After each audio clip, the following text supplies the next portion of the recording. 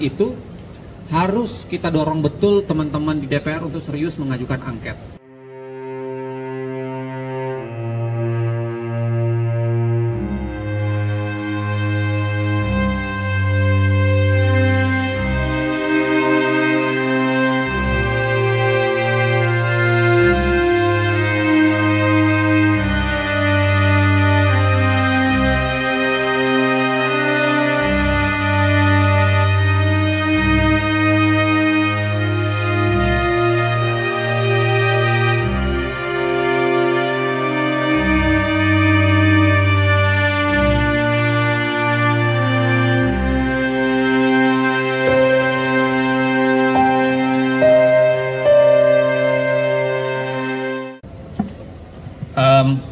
Yang pertama begini, apakah putusan MK itu sudah diambil? Saya kira iya, kita semua paham itu.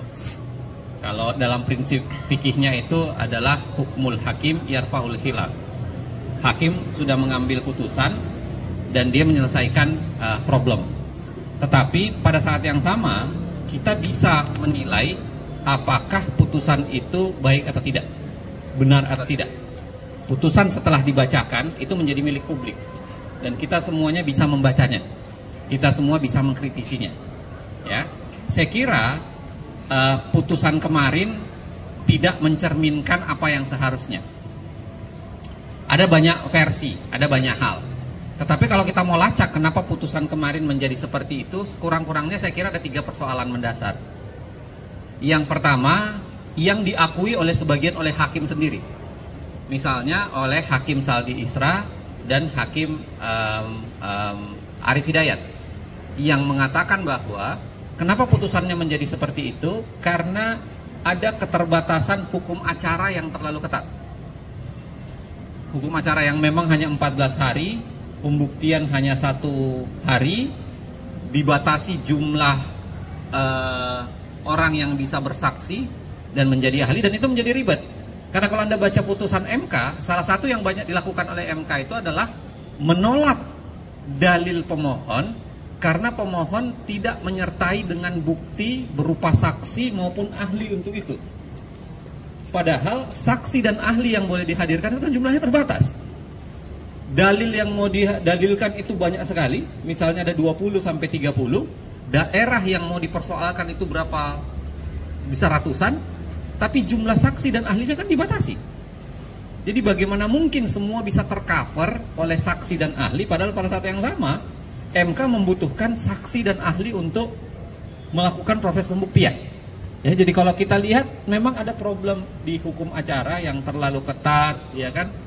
Pertanyaan dibatasi dan lain-lain sebagainya. Jadi catatan kita ke depan berkaitan dengan ini adalah soal memperbaiki konstruksi penegakan hukum pemilu, khususnya pilpres, di pengadilan yang namanya Mahkamah Konstitusi. Karena kalau tidak, ini hanya akan berulang terus. Itu yang pertama. Yang kedua,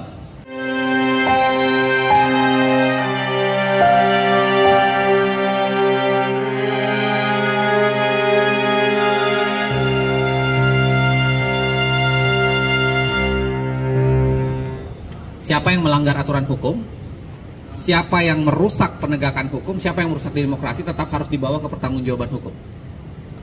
Saya kira bunyi putusan itu setidak-tidaknya 3 orang di center itu jelas-jelas mengatakan bahwa harus ada yang bertanggung jawab terhadap kejahatan demokrasi berupa bansos yang direkayasa menuju ke arah pemilihan dan penggunaan aparat yang direkayasa ke arah pemilihan. Dan saya kira penanggung jawabnya tentu saja adalah presiden. Ya, jadi harus bertanggung jawab. Dan saya kira untuk alasan itu harus kita dorong betul teman-teman di DPR untuk serius mengajukan angket. Harus serius. Karena biar bagaimanapun itu esensi penting nih. Tidak boleh dibiarkan proses yang keliru itu dibiarkan tanpa pertanggungjawaban. Ya, saya kira proses itu silahkan berjalan. Teman-teman pengawasan politik silahkan melakukan langkah di situ. Plus pada saat yang sama saya kira ini catatan buat masyarakat sipil. Kita juga harus melakukan konsolidasi untuk memperkuat yang namanya kemampuan untuk mengontrol pemerintahan.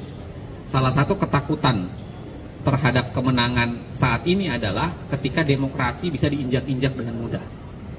Ketika proses penegakan hukum, pemerintahan itu dirusak. Nah, siapa yang bisa menjamin bahwa masa 2004 sampai 2009 tidak akan mengulang penindasan yang sudah terjadi sekian lama di bawah rezim Pak Jokowi? Apalagi rezim anaknya ini kan kayak melanjutkan aja kan. Ini saya pakai istilah kayak orang mau main game. Batas main game cuma 2 kali, dia mau main 3 kali sampai 4 kali, dia bikin akun baru. Ini kayak gitu tuh istilahnya, bikin akun baru, lalu kemudian yang penting bisa main 3-4 kali. Nah, maksud saya adalah ada kemampuan kita harus untuk mengingatkan, ya, dan melakukan perlawanan di titik itu. Dan kita harus bersiap sebenarnya. Bisa jadi ini masuknya musim dingin.